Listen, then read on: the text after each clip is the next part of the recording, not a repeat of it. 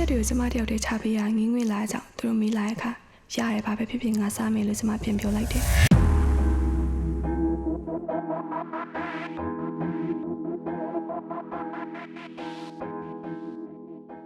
ကျမဘေးကသူကတော့မင်းကလေးခက်မြင်မြန်စားဖို့ကြိုးစားနေကြတယ်မစားဘဲနေရကြဝိုင်းမင်းကလေးစိုက်ဖို့ဖြစ်သွားမယ်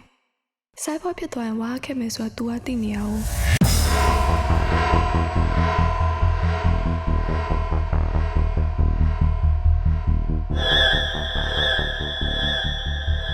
မင်းကလေးတချို့အသက်ရှိနေသေးရအောင်ကျမသိလိုက်ရတယ်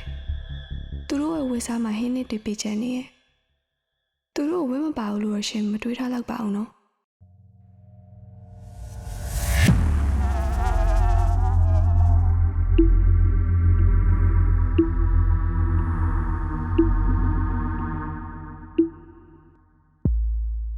ကျမစီမင်းကလေးဟင်းရင်တပတ်ကန်ရောက်လာတယ်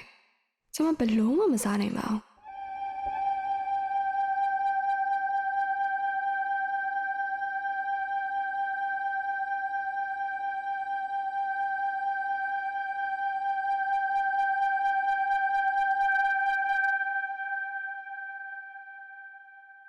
ကျမရွေးချယ်စရာနဲ့ပါနေပြီလို့သိနေဦးမှာပဲအကြံတစ်ခုရလာတယ်ကျမအဲ့ထဲခုံချဖို့ဆုံးဖြတ်လိုက်တယ်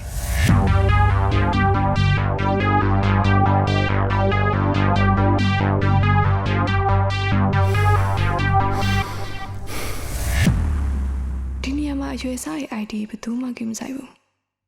ကျမသူတို့ပို့ကြည့်ပါအောင်လဲမစူးစီးဟန်လိုက်တယ်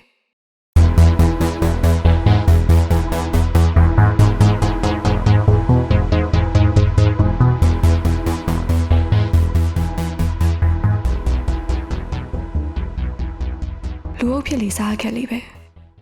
အဲ့မှာစားသုံးသူရဲ့အခက်အခဲကိုဖြေရှင်းမိတာဖြစ်သွားတယ်